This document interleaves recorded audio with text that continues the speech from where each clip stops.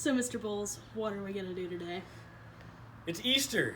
Ether Bunny. So the Ether Bunny brought a catch can from those guys at Quad Star Tuning. And Blue, I feel like, needs a catch can. Excuse me, the fact that I'm still sick.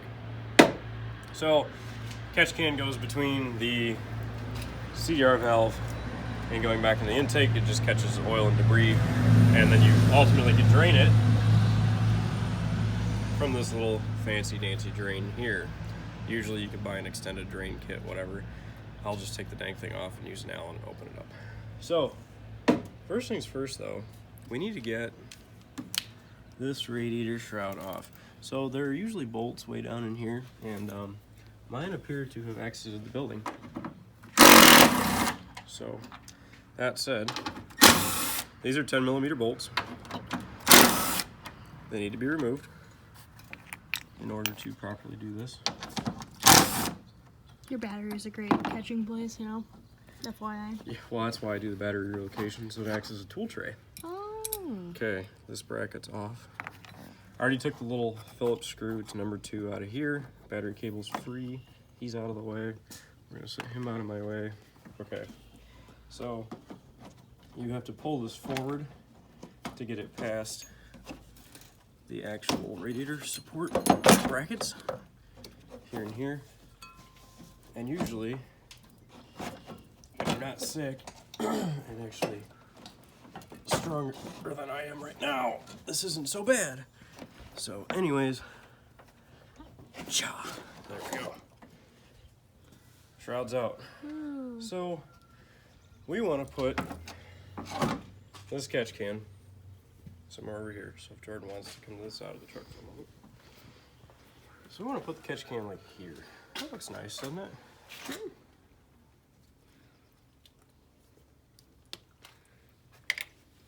So we're gonna mark it here, here, and here. Maybe.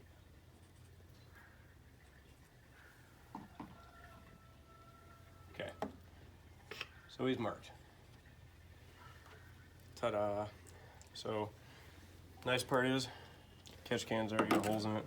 Woo. Just need to put 2 holes in the core support. 3/8 drill bit. So, reach back here, inside, and verify. They're not going to drill through anything important, like, I don't know, a corner. So, we'll put the first hole in. Common sense is fun.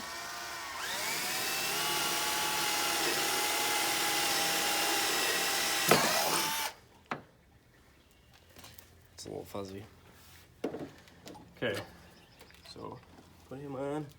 Now what you can do is look and make sure that your marks are in the right spot. The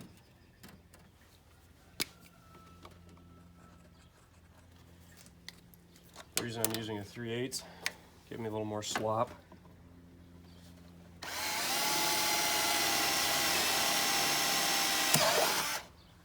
Okay, punches 2 holes. Now, you can do this one of 2 ways. I'm going to actually feed the bolts through first because they're an Allen head. Gotta hold them somehow. And this is a 13mm nut. So, what I can do is feed my bolt through like that. And then I could slip the nut around from the front side. So, possibly. These things are kind of tricky. A little tight for space there, isn't it? Yeah, I think the word that I want to use today is snug. So, I'm going to sit here and struggle with this for a minute. Because everybody that wants to watch me ride the struggle bus, have at it. I'm going to stand this up. And we're back! We are back now that I've rode the struggle bus. 13mm, and I have a 5mm Allen wrench, in case anybody wonders. I can now get this semi-tight.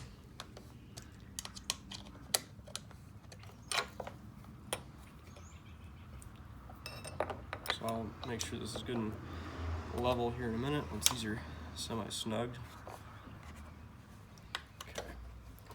Snugged. There's a bug in a rug. But this thing though, whew, man, Helen Keller could have done a better job lining this up.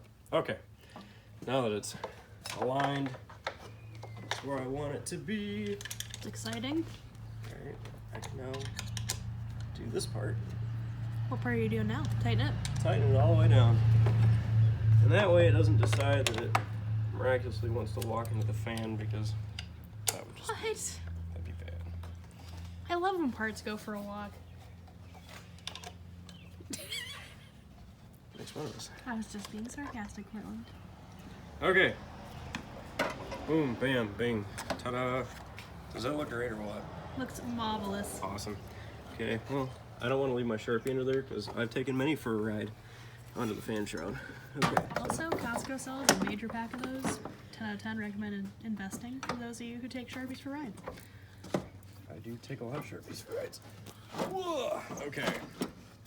Core support's going back. Everything's sliding and moving. Everybody's going back where they're supposed to be. Oh, yeah. Voila. Okay, so now the exciting part. There are little dowel pins in the fan shroud, just FYI, guys. And you want to line them up before you get too invested. Why? And that way, when you put your bolts in or replace your bolts that go in the bottom, that mine are MIA because of, well, yeah, life reasons.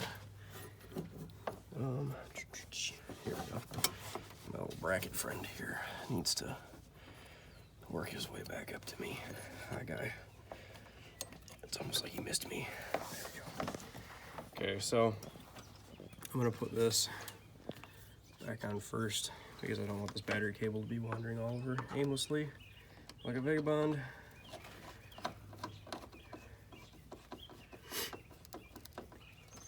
Okay, there's that. Here's our 3 fan shroud bolties. Like I said, there are supposed to be 4 more that go down here, but as you can see, I'll find them eventually. mine took a walk. Yeah, I'm never gonna find them because they fell out while I was driving. Well, never mind. You're not gonna find them.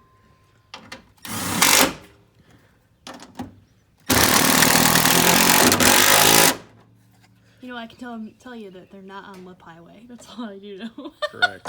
They never made it to Mexico. They did not. They didn't make it to the border. So, all right, now let's get this guy up here. Okay, so everybody's supported now, just like they're supposed to be. We love support here. We do.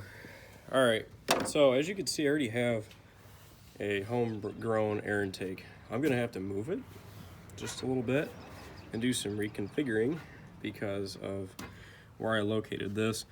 92 through 95, the AC's right here, so you don't want to put it too close to things, as well as your transmission cooler lines. So the next step would be get your little elbow guy off here.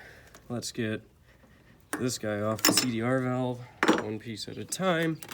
Yes, I already created my own kind of replacement CDR snout when I was running the S300 turbo.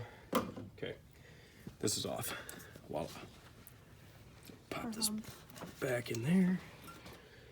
Okay, so you can see I marked these about 17.5 inches.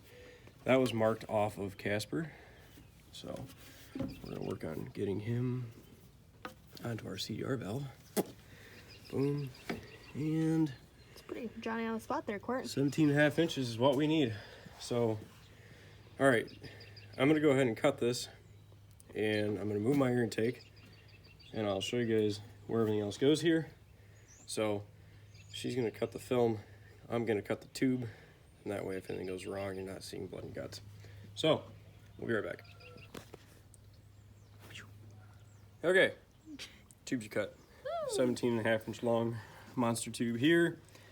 Short, I stubby got a friend 3.5 here. inch stubber there. Got some left over. So it's a little different on a 99 and up because the shape of the fan shroud is actually different. The radiator's a little different. But basically the gist is put your fittings in from Quad Star, put your bolts in, drill your 2 3/8 holes, make it sleek. This is still a little bit mobile. I'm actually going to loosen this up and slide all the way to the top of the slots on this bracket to buy me a little bit of room here for my 4-inch air intake. But this is the general gist of it.